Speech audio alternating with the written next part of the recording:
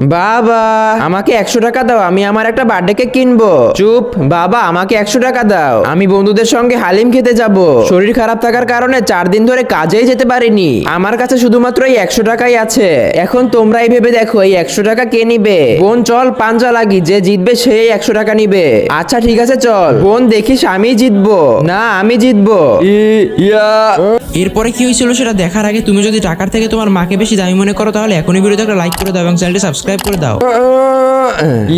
বাবা আমি জিতে গেছি, আমাকে 100 টাকা দাও।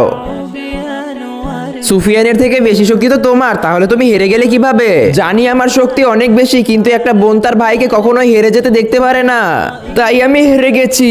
এই আপু, এই নে তোর বার্থডে কেক। তুমি তো বলেছিলে হালিম খেতে যাবে, তাহলে এই কেক নিয়ে এলে কেন? বাবা হালিম তো আমি পরেও খেতে পারবো, কিন্তু আমি বেঁচে থাকতে আমার বোনের ইচ্ছে আমি কখনো অপূর্ণ হতে দিব না। এটাই হলো আসল ভাই বোনের